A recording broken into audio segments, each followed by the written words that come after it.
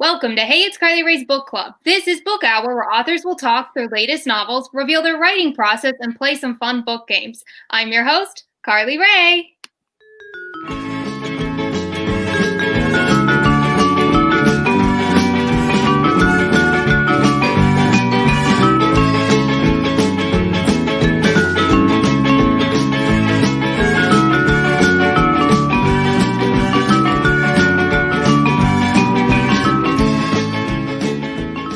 Have New York Times, USA Today, and international best-selling author duo Christina Hobbs and Lauren Billings, aka Christina Lauren. We're going to be talking about their latest novel, In a Holidaze, where the idea of crafting a Groundhog Day plot came from, if they have a favorite chapter in this novel, and whether or not they always knew how this novel would end for the main character, Maelyn Jones. Plus, we're going to see how well this duo know each other when we play Game Time. We'll jump in right after this.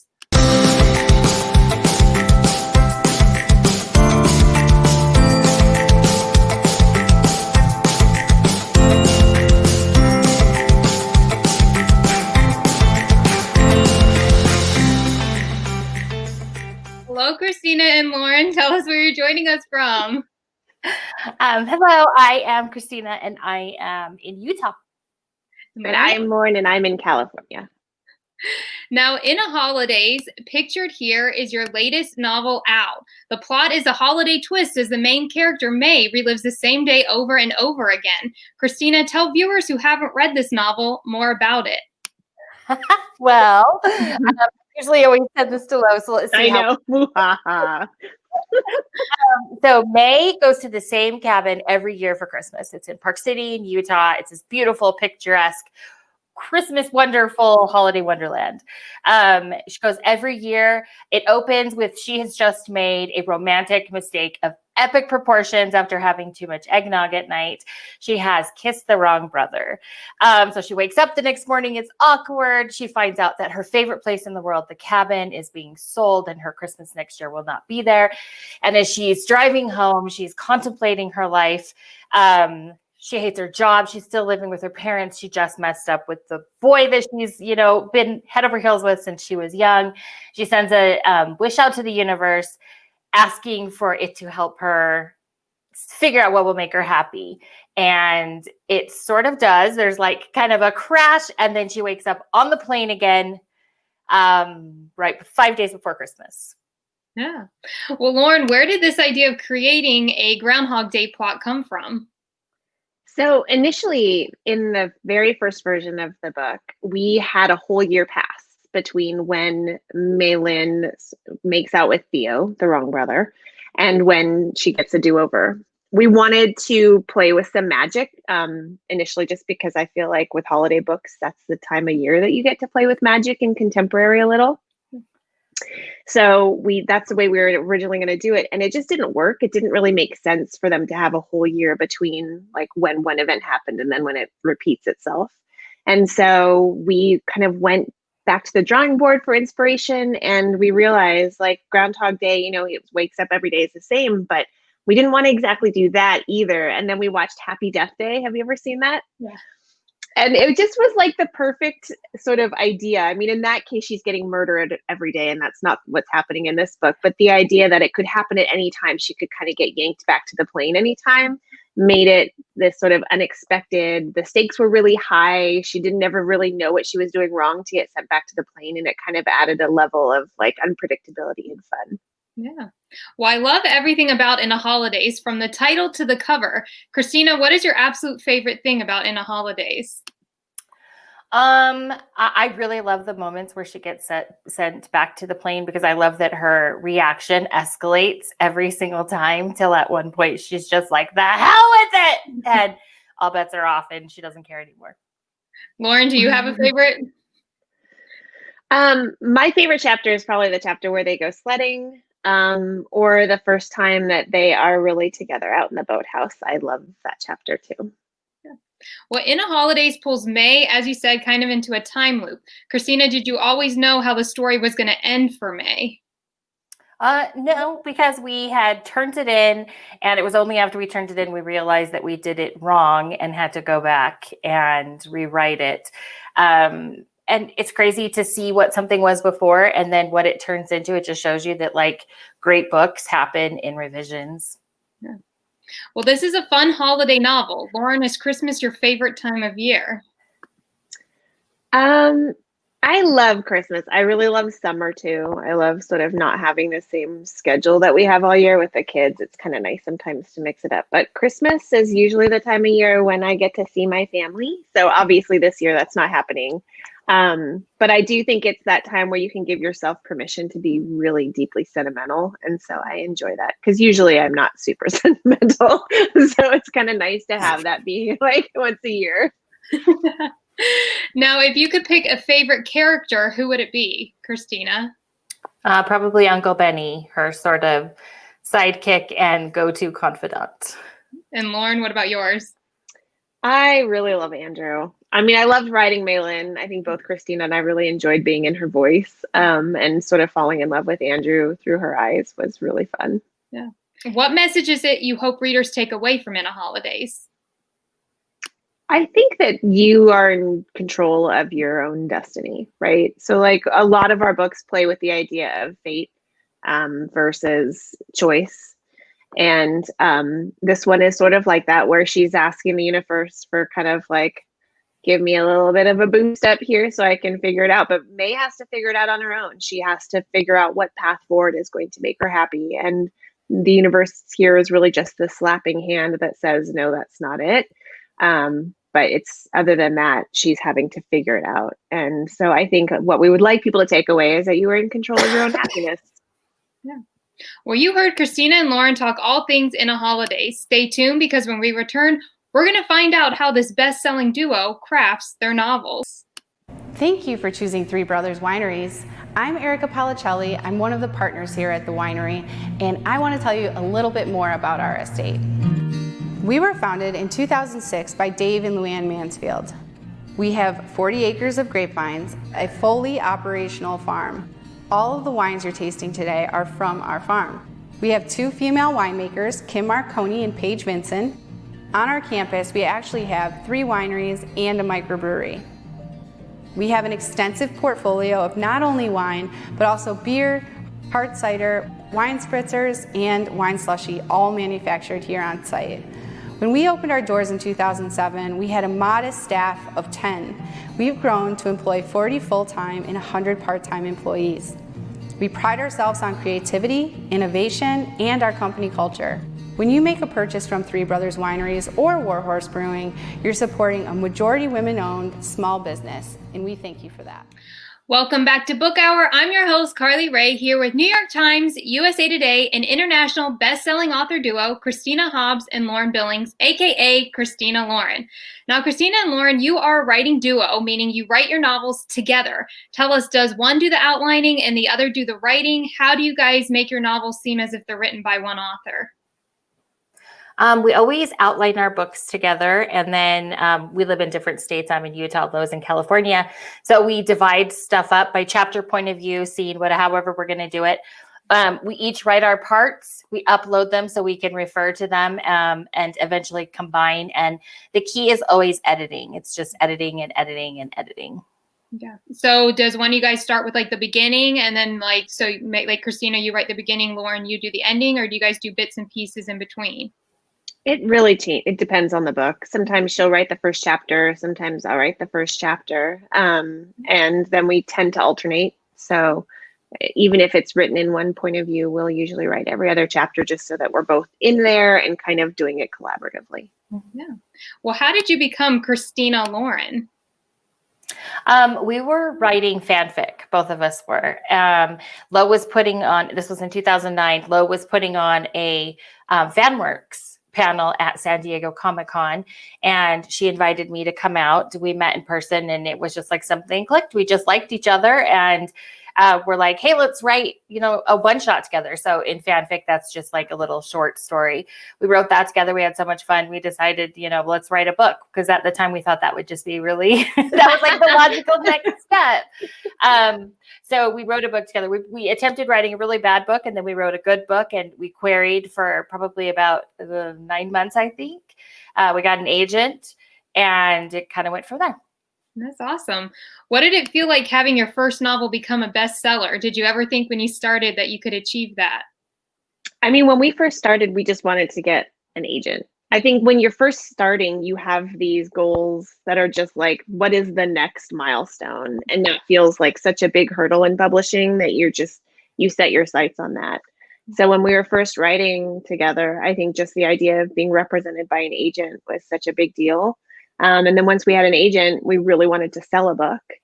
And then once we sold a book, we were like, yay, we sold a book. This is really fun. And we were so busy writing our second and then our third before the first one even came out, that by the time the first one came out, I think it just all felt like a blur. 2013 went by really fast. We had 6 books out that year from February to, I think, November. And it just feels like this just chaotic blur. I don't think we ever expected all 6 of those books to hit the New York Times list. So yeah. Did you guys have a party? Oh yeah. I guess we were together because I think at one point we were almost always together because we were traveling, but in a way that like kind of chaotic blur was a blessing, because I think almost any writer will tell you that like the second book is the hardest. But I think we had like 6 weeks to write that, and we wrote it and turned it in together in Vegas before like Lo said, the first one had come out, and somehow we skipped right over that like huge stumbling block. Stress. Yeah. Well, among being amazing best-selling authors, you're also involved in a nonprofit organization called Fandom Gives Back. Tell us more about what it is you do. So that was something that we did back in 2009 and 2010, I believe. And I think it's still going on. But initially, we had gotten together with our friend, Nina Bocci. She's also an author. And we sort of corralled the Twilight fandom, which was enormous, into donating various things to raise money for Alex's Lemonade Stand Foundation, which is a childhood leukemia lymphoma charity. And so people donated, short fan fiction outtakes or fan art, graphic design, website design, all kinds of stuff. And we raised, I think over the 3 years that Christina and I were involved, we raised about $750,000. So it was really amazing. It's really cool to see how the community comes together. It's something that we've seen recently with Romancing the Runoff, which has been organized by a number of romance authors, and that raised, I think, $500,000 for the Georgia runoff elections. So it's been pretty cool being involved in communities that really want to do something. Yeah, and especially you guys using your names and platforms to do something like that. I think that's awesome. Yeah. Now, what is your favorite part of your writing journey? The part that I miss the most right now is getting to see readers. We've had 2 books come out since the pandemic has been started. So that means 2 virtual tours and probably a 3rd when our next book comes out in May. And I just think we can't wait until we get to actually sit across the table from readers and sign books and talk to them. Yeah. Have you been going on social media more to try and connect with them? I think we've been probably spending more time on social media than we would have otherwise. I mean, it's harder to do that stuff when we're traveling. So just by default, we would have been on there less. But I think all of us are on there. We're just seeking connection with people who are like-minded, and sometimes we have to take a break because it ends up being a lot. But I think in general, it's been especially in 2020. Yeah. Well, I have been in a Holidaze like a ton on all the Bookstagrammers too. Like everybody's been posting about your book. It's really cool to see on Instagram in particular, because it's such a visual platform that, people are really responding to the book. And we were actually just talking about this last night. It's really neat to see all the different posts. Yeah. Well, there you have it. Stay tuned, because when we return, we're going to find out how well this writing duo know each other. Coffee. The liquid that helps us start our day or keeps us going at 2 p.m. when our keyboard pillow nap comes calling.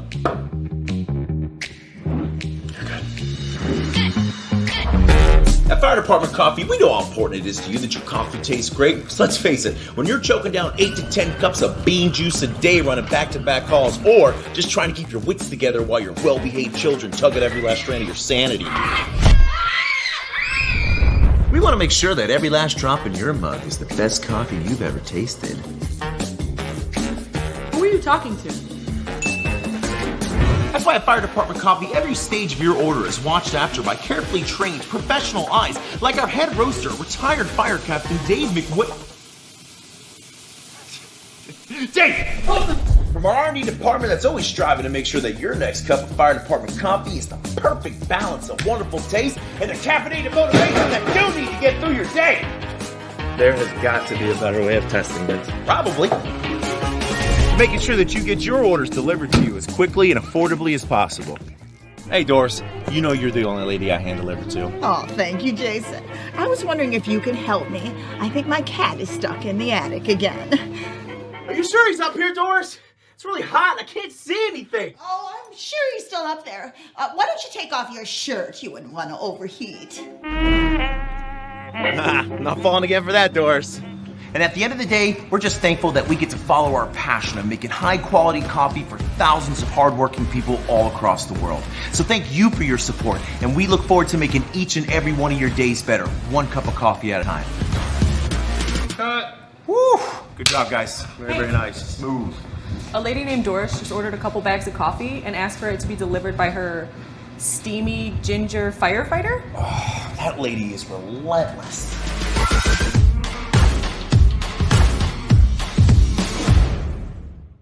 Welcome back. It is. Okay, that was funny. You guys need to call and be like, "This is Doris." Oh my God. Now we're going to play game time. The first game we are going to play is see how well you two know each other. I'm going to ask you guys questions, and we're going to see if you guys know each other better. All right. The first up is Christina. What is Lauren's favorite holiday? Thanksgiving. Is that right, Lauren? Yep. Yeah. So Christina has one. Lauren, your question is, does Christina have a favorite novel you've both written together? I think she would say that she doesn't have a favorite, but I think she because our favorite tends to be the one we're working on. But I think she has a really soft spot for Josh and Hazel and Sweet Filthy Boy and the Unhoneymooners. Yes. All right. Good job. Ding, ding.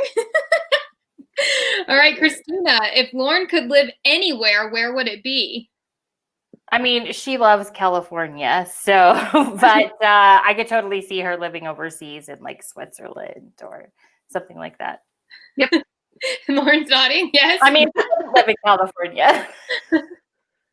All right, Lauren, what movie does Christina watch on repeat? Oh, okay. Well, she loves murder mystery. She loves, what is it called? Hobie Halloween. What is it? I always have some dorky, like Halloween sort of themed movie I love every year. Last year it was murder mystery. This year it's Hubie Halloween, and I'm like, I promise I don't actually love Adam Sandler. I promise. She just loves the like funny, scary. So if she could only watch one movie for the rest of the time, like her life, I think she would probably choose Scream. Okay. How comforting. Forget the romance. Just go to Scream. Christina, what book does Lauren read over and over again? Oh gosh, over and over again. She's Come Undone by Wally Lamb. Let's see, what's a more recent one? I mean, right now it's a boyfriend project. I don't know how many times she's read it. Yeah. Is that This Guy Is Everywhere and Hating I was Games. going to say This Guy Is Everywhere. Yeah.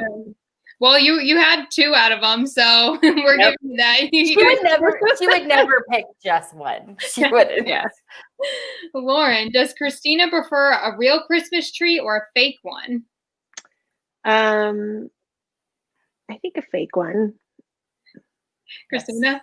Yes. I think the mess of a real one would probably drive her crazy. Well, I did read online somebody got a real one and there was a snake in it in Florida. Nope. So. Nope. No. But also a snake. I mean, I would just such a Florida story. Christina, does Lauren prefer a real Christmas tree or a fake one? Fake one. Yeah. Well, now especially. Lauren, what does Christina do to decompress after writing? She will probably do some sort of BTS related activity. Maybe listen to, maybe she'll go look at Twitter and get some good BTS content, or she might watch a movie, like put on a movie or something, read a book. I mean, sometimes reading a book for authors is not super relaxing because it is work, but. Yeah. Christina, does Lauren prefer dogs or cats? Dogs. And Lauren, does Christina have a favorite ice cream flavor? Ooh. I mean, I'm not a big ice cream person, so I don't know if we've ever had this conversation, but I think I'm going to say, I don't know. What is your favorite ice cream flavor? Chocolate. Lemony? Chocolate. All right.